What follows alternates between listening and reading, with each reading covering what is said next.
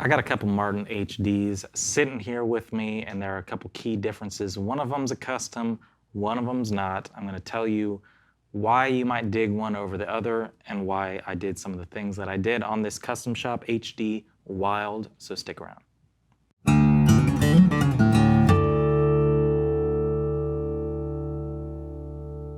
How's it going, guys? This is Cooper Greenberg here at Alamo Music Center in San Antonio, Texas. You can find us online at alamomusic.com.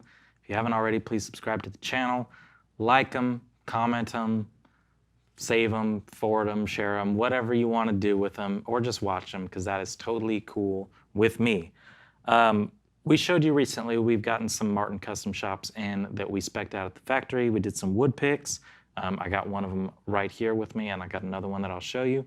But several people, since we've put out that first video, have asked for comparisons of the sound with some of the changes that we made on this one compared to a regular HD-28.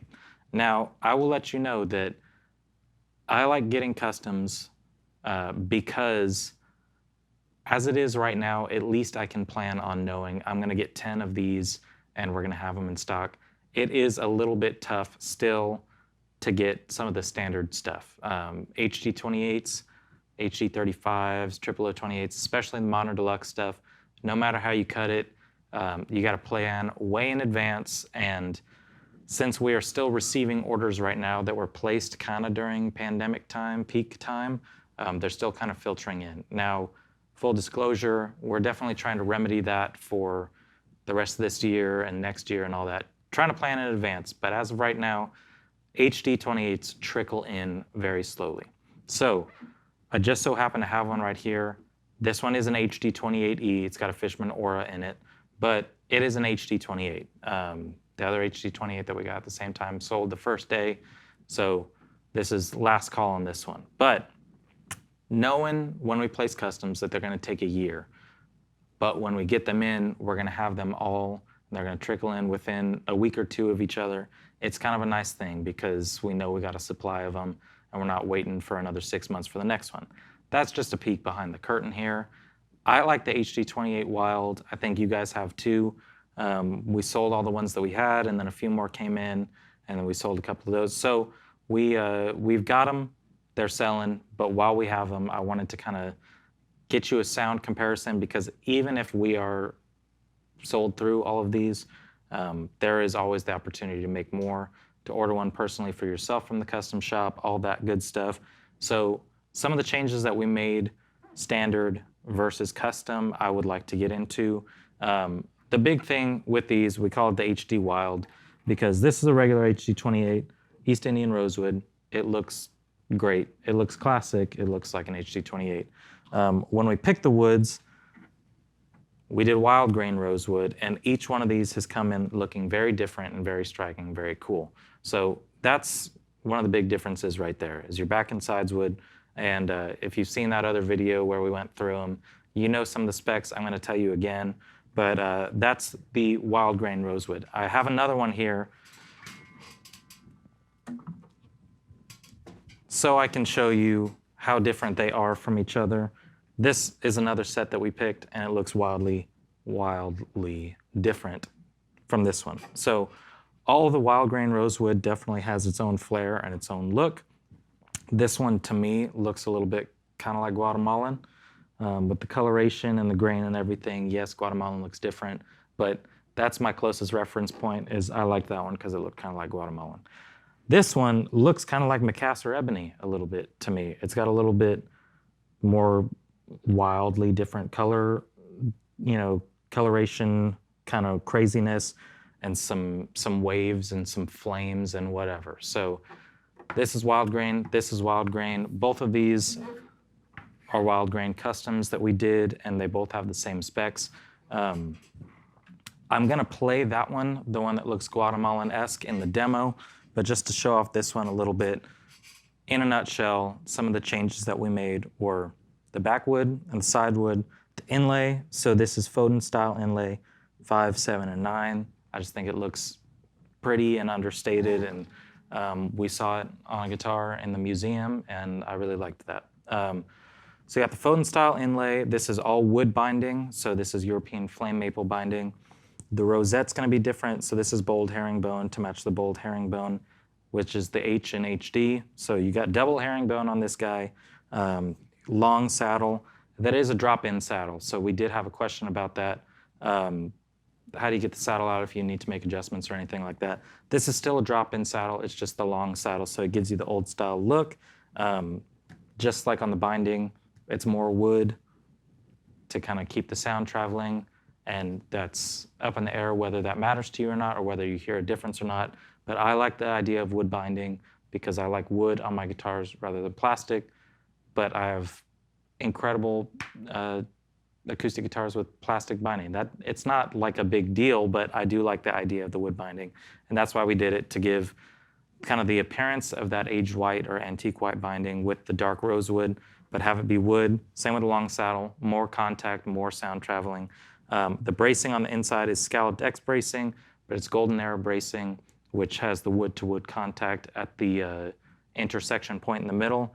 So pretty much everything here besides the inlay and the back and sides wood, the binding, the saddle, the bracing pattern, it was all kind of meant to be more wood, more contact, more sound that doesn't deaden or kind of fizzle out at any point. This should be a very responsive, very loud, very articulate guitar.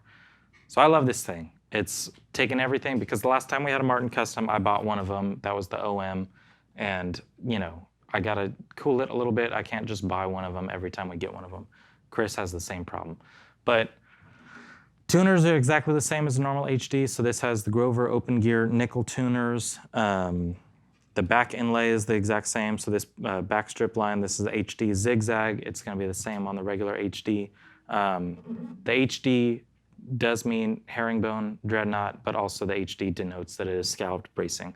So that's why I'm not comparing this with a regular D28, because this is golden era bracing. The regular HD is not golden era bracing, but they're both scalloped X bracing. So we're really listening to the difference of if that golden era, you know, wood to wood contact in the intersection does make a difference. It's got the normal saddle, doesn't have the long saddle. It does not have wood binding, but they have the same exact top. Sitka spruce top, both with the aged toner, and I don't necessarily think the rosette makes much of a sound difference. However, I do like the look of the herringbone in the rosette. So scale length, body depth, all that stuff's going to be exactly the same. String gauge is going to be the same. So let's take a listen. We got the other HD Wild that I showed you is going to be in the demo, so you can hear that one, alongside the normal HD-28E, but you feel me, it's an HD-28. So let's hear the wild grain versus the regular, and tell you my thoughts on the other side.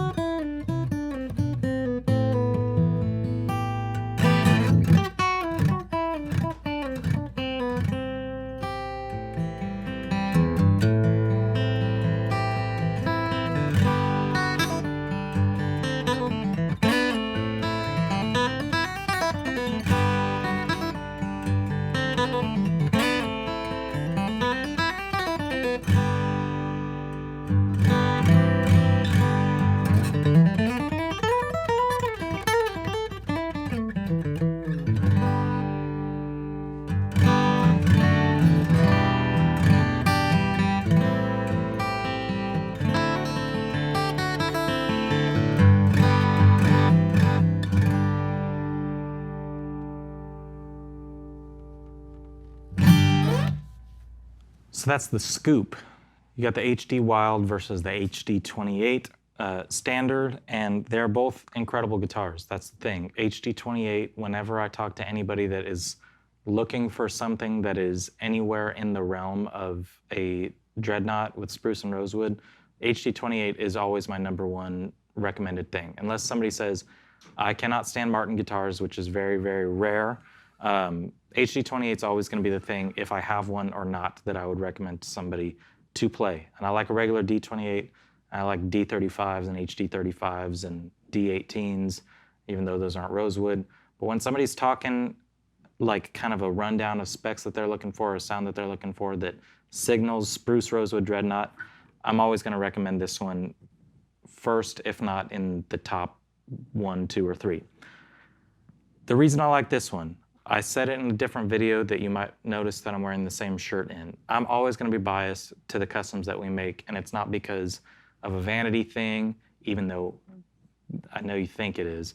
It's because we made changes that I think improve the guitar and may not be super feasible to always have in a mass production standard guitar, but wood binding, long saddle, golden arrow bracing are all things that I think really improve the sound of the guitar. And I mean, you can fight me on the wood binding changing the sound of the guitar. That's totally fine. I buy into that kind of thing because the people that I have taught me things have also told me that that should make a difference. We can get into the nitty gritty over text or something if you want to fight me on it. But definitely the bracing, definitely the saddle, you know, those things are going to make a difference. These both have the same tuners, the same volute on the back of the neck, and you know, for all intents and purposes are very, very similar.